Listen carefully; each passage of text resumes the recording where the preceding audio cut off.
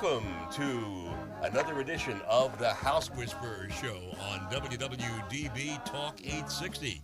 Stay tuned for expert advice about maintaining your house from the roof to the basement, featuring professional home inspector Jack Milne. I'm Barry Reisman, and welcoming Jack Milne back to the airways. How you doing, Jack? I'm great, Barry. Another Sunday. Boy, the spring real estate market is flourishing. And it's finally nice that I think the snow is finally behind us. I mean, here it is almost the end of April, but you can see the buds are out on the branches, and, we're all going to have to start cutting those lawns soon. But, I'm just glad that this winter of 2013 is behind us. So I'd rather cut the lawn than shovel the snow. Every day, Barry, every day. So I want to welcome all all the listeners today, because our motto is where every house has a story. And today's topic was actually from an email that I got a few weeks ago, and I'm almost dedicating the entire show to Elise. And Elise's question was about the differences in the home inspection laws between New Jersey and Pennsylvania. And there are differences. And so before we kick in, though, I do want to thank my sponsors, because without them, I wouldn't be on the air.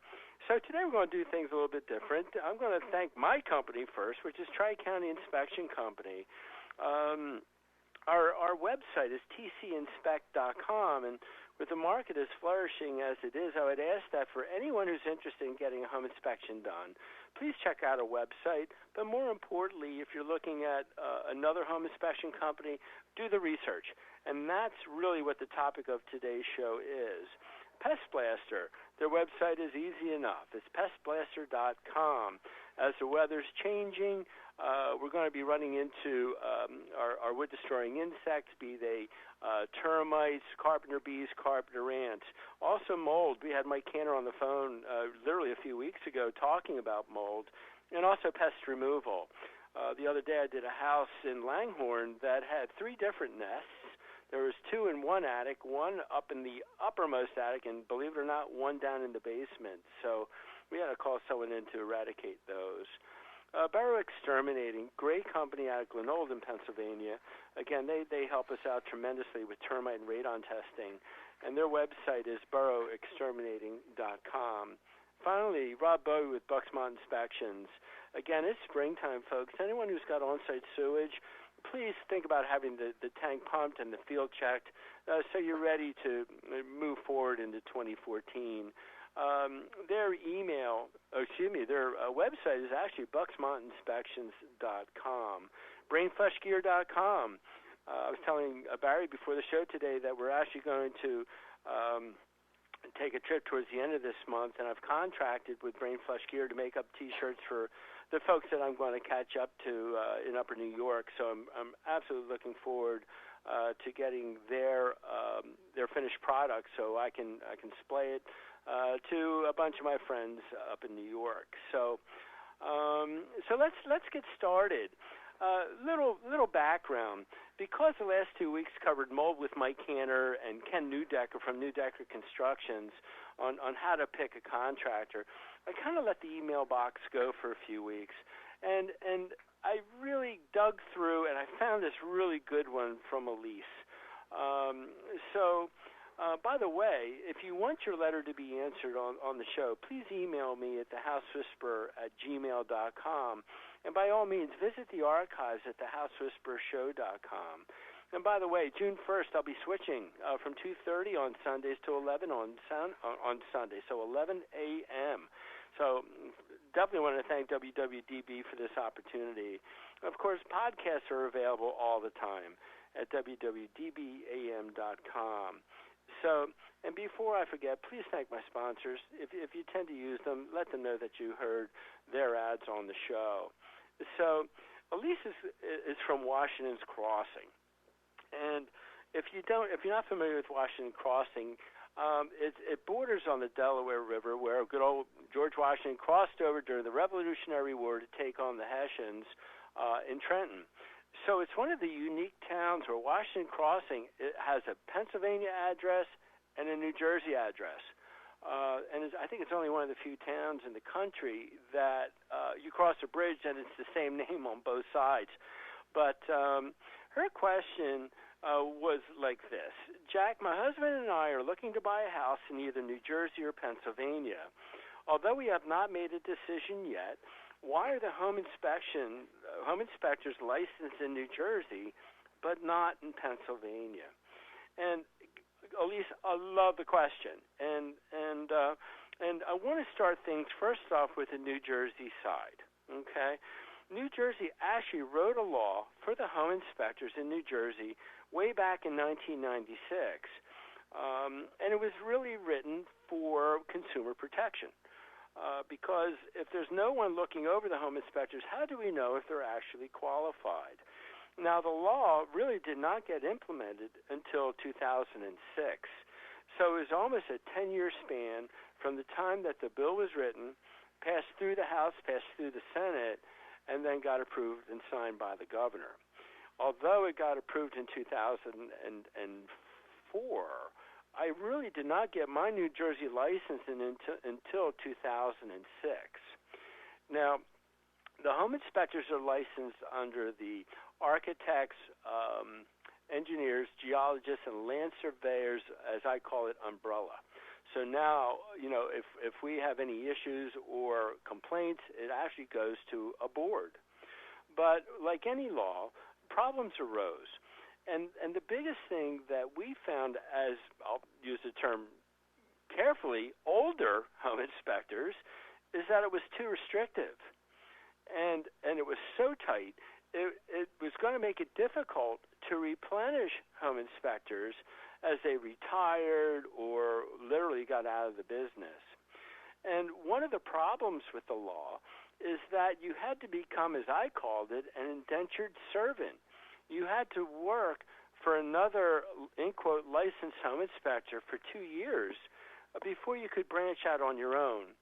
And although the mentoring process is a good idea, keep in mind that the majority of home inspectors are sole proprietors. I mean, I'm one of the few companies in the area that is actually a multi-inspector firm, but I would say that 90% of our profession is done by individuals who work from their home or from an office environment. So there is this stigma amongst home inspectors about training your competition. So can you imagine bringing someone on under your wing, spending 730 days together, training this inspector to one day turn around and say, Jack, thank you for everything. I'll see you at the next ASHI meeting. So it got to a point where the home inspectors kind of got together and revisited the assembly and said, we've got to change the law. And it's not for the detriment of the consumer. It was for the detriment of keeping this profession alive in the state of New Jersey. Now, there were also tests that had to be passed. You had to be insured. And these are all good things. But the legislature finally did change the law in around 2006, but they took it, unfortunately, from one extreme to the other. And so instead of having a closed window, they basically took the whole window out. And so now to become a licensed home inspector in New Jersey, it only requires 80 credit hours of education. You have to pass a test. You have to have errors and omissions insurance. And you have to have roughly 40 hours of inspecting homes with a mentor or a licensed home inspector, which, bottom line, is the equivalent of about 16 home inspections. So 80 credit hours of education, folks, is roughly 2 weeks. And that's if we go 8 to 5 every day, just like a day job. So the legislator who actually wrote this bill, and I'm probably going to say his name wrong, so I'm not going to say it at all, literally want to, in quote, flood the market with inspectors to drive the cost down for inspections, which is one angle, but home inspectors take considerable risks in this occupation.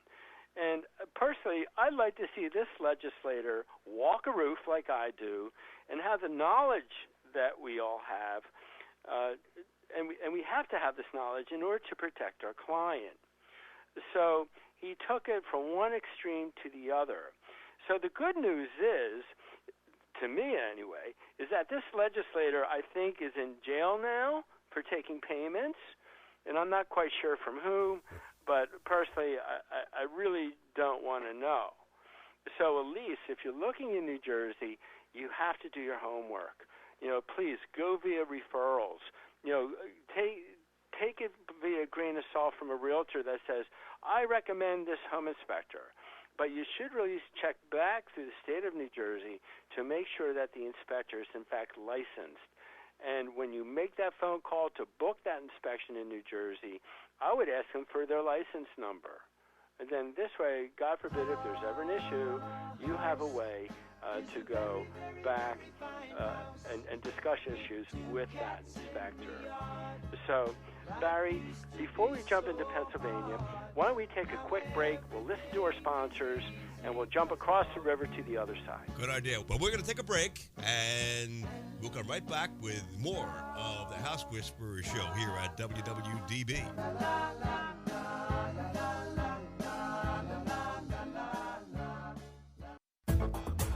Boro Exterminating has been specializing in wood-destroying insect inspection and control for over 40 years, serving Philadelphia and the surrounding counties. All inspectors are state certified and ensure providing their clients with professional inspections and treatments. Boro not only performs conventional termite treatments, but also handles special services like historic buildings and homes with wells, creeks, or ponds. The client is assured that all treatments will be performed safely when you hire Boro to do the work. They also provide radon testing in their service area. Boro's full-time office staff is available to help you schedule an appointment. Just call 610-586-5640 or send an email request to boroinspects@verizon.net. That's 610-586-5640 or email at boroinspects@verizon.net. Specially created t-shirts by BrainFlushGear.com offer the extreme sports enthusiast an opportunity to have a clothing line available that suits their sport. BrainFlushGear.com understands that when we get the moment where we can jump on our motorcycles, wave runners, surfboards, snowmobiles, or skateboards, it can be priceless. They offer custom artwork including silk screening, transfers, and embroidery. Speak to one of their consultants today, and they'll help you create your own Brain Flush. Visit BrainFlushGear.com or email them at contact@BrainFlushGear.com. For your septic inspection and testing needs, please consider Bucksmont Inspections. They've been serving the Bucks and Montgomery County areas for over 15 years. As members of the Pennsylvania Septic Management Association, the Pennsylvania Association of Sewage Enforcement Officers, and the Pennsylvania Association for Professional Soil Scientists, Bucksmont Inspections can inspect your existing septic system or test for your new septic system placement. Please call Rob Bowie at 215-669-4213 and say you heard their ad on the House Whisperer Show. As the summer months quickly arrive and the temperatures gradually rise, so do the odds of all those filthy and unwanted critters invading your home like rodents, roaches, termites, and flies. Oh my! This summer, if you want to feel safe and secure from a possible creeping, crawling disaster, do yourself a favor and call the exterminating experts at Pest Blaster for all your pest control needs, including tests for radon and mold. Please visit pestblaster.com and you'll be sold. 215-295-5555. Tri-County Inspection Company has been providing professional home inspections, commercial inspections, and historic property evaluations for over 25 years. Tri-County Inspection Company covers 13 counties, serving both New Jersey and Pennsylvania. They've performed inspections for over 70,000 clients and are members of the American Society of Home Inspectors, as well as the Pennsylvania Home Inspectors Coalition. They are licensed in both Philadelphia and New Jersey. For all of your real estate transactions, transactions, call Tri-County Inspections at 215-295-2030. For their New Jersey clientele, call 856-853-4224. In PA, call 215-295-2030. In New Jersey, 856-853-4224.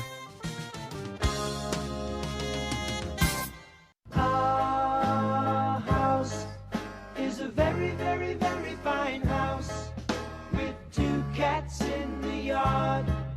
Life used to be so. And we are back with Jack, the house whisperer, Jack Milne, the man who knows your house from the roof to the basement and everything in between. And the subject today, as always, is fascinating. And let's go back to Jack.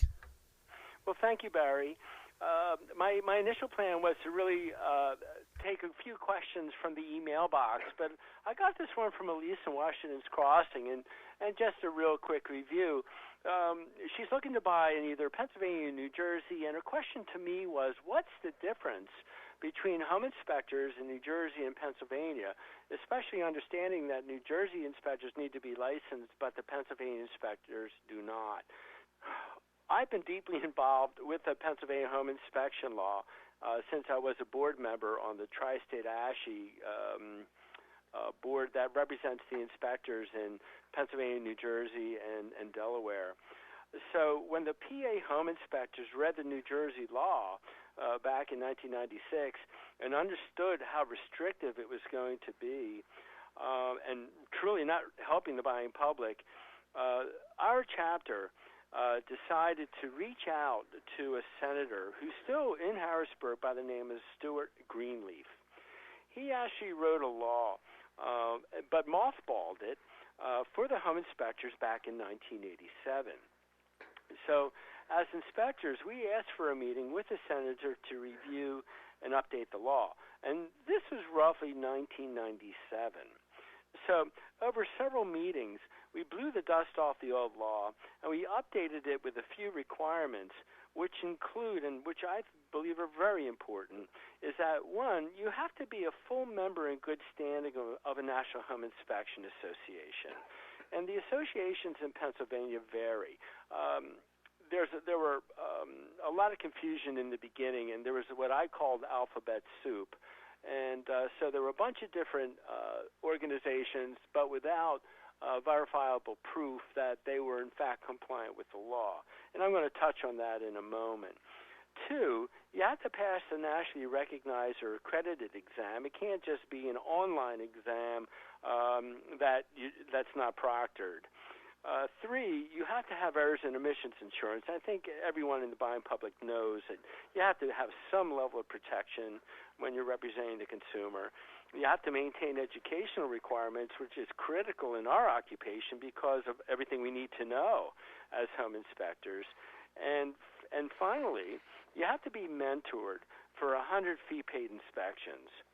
Now, I get a lot of complaints from new home inspectors that, how do I do 100 inspections? And I know my inspectors mentor new people.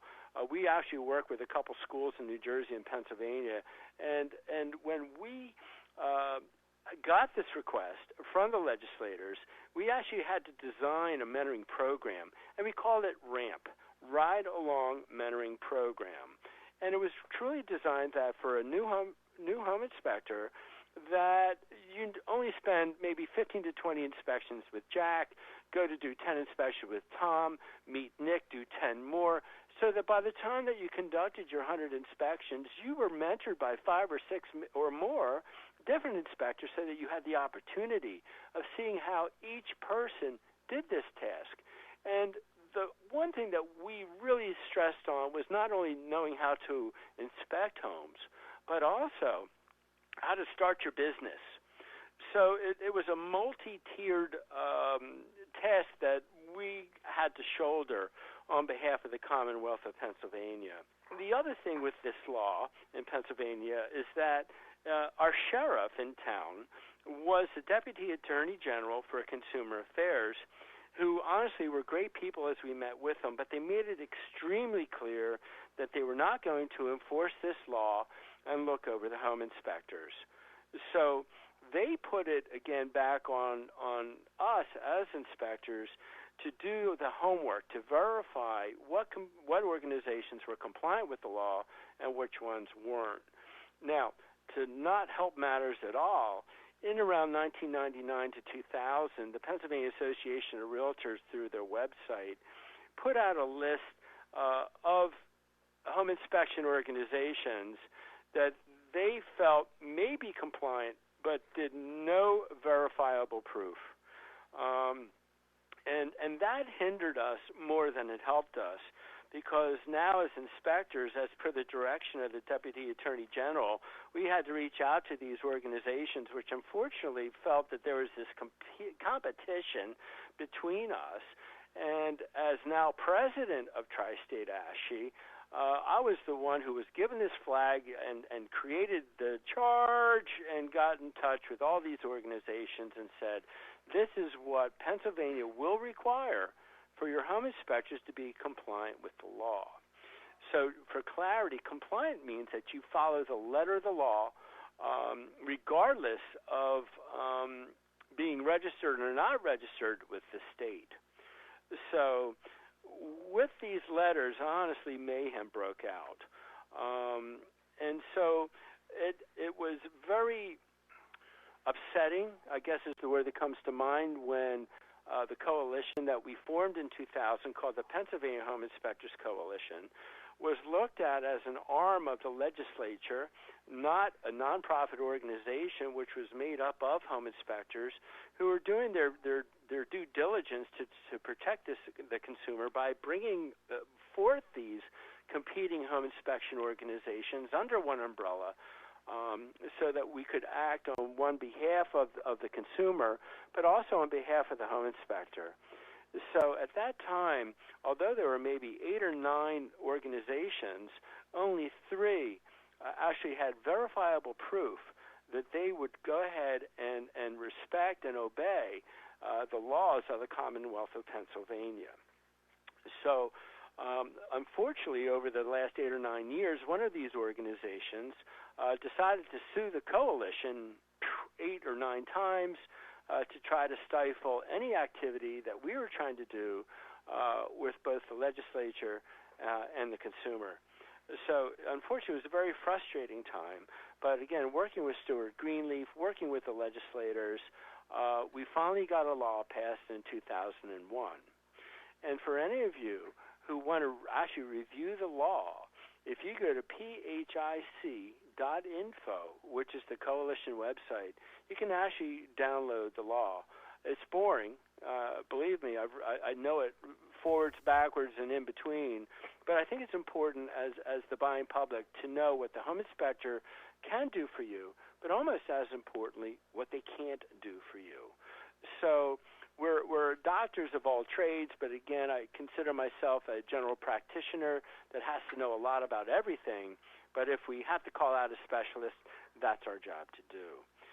So, Elsie, for you and my listeners, honestly, I became so involved. I was actually accused of being a lobbyist, and again, sued numerous times by these competing organizations. And what I think was most frustrating, especially with the internet as it is and Google and everything else, I was actually listed by one of these organizations as the worst home inspector in the country. So that kind of hit me kind of hard, but you know what? You have to look past it, and you have to look and see what we did as a coalition, and to do our best to bring competing organizations together so that as inspectors we could work with the legislature and put forth a law that is fair to both the consumer as well as the home inspector. So in summary, if you're looking to buy in New Jersey, again, I want to touch on what I think is truly important. First off, you have to verify licensure. You want to find out how long the inspector has actually been in business. And I think that's a very critical question. Here's another good one. What did they do before they actually became a home inspector? And I'll tell you what, I think you as a consumer will be very interested to find out that most of these folks who are licensed now in New Jersey were not contractors. I've met people who were IT men, that worked at Home Depot. I'm just floored with how these people want to become an expert in everything that deals with a home with no logistical background to begin with. In Pennsylvania, you need to verify that the inspector is in fact compliant. In other words, that they agree to follow the letter of the law in the Commonwealth of Pennsylvania. Two, I would ask for a copy of the compliance statement that indicates that they are a full member in good standing of a National Home Inspection Association. If your realtor should be asking for that, I provide it, as do my men, with every home inspection that we do in Pennsylvania. So ask for that document before you book the inspection. There should be no questions and no problems. And you know what? I think it's a good way to show that the inspection, that you're asking the inspection company to do both of your due diligences. I think that's very critical. Three, be careful. One compliance statement says that they are a working member of a National Home Inspection Association, which is both misleading and wrong. You have to be a full member of good standing of a National Home Inspection Association. There's a big difference. One's an apprenticeship, one's a full member. Okay? When I'm on a home inspection, I explain to my client that the nail lady, when I have women on the inspection, at the nail salon has to be licensed, but your home inspector doesn't. And I think that's really where it grabs them. Please get referrals and verify. Licensure in Pennsylvania has been filed down deep in the bowels of Harrisburg, and after 12 years of too many meetings, I can tell you that our licensing law has been shelved. So I don't see anything in the future that's going to say that you're going to have a licensed home inspector in the Commonwealth of Pennsylvania. But next week, Barry, we're going to talk about licensure in Philadelphia because your home inspector needs to be licensed in that county, and that's the biggest secret that nobody knows. As it is the weekend and I've got to run, please spend time with family and friends, and I'll see you next week on the House Whisperers. And tune in again next week for another edition of the House Whisperers Show with professional home inspector Jack Milne. And to listen to previous programs, or if you have any questions, visit thehousewhisperershow.com.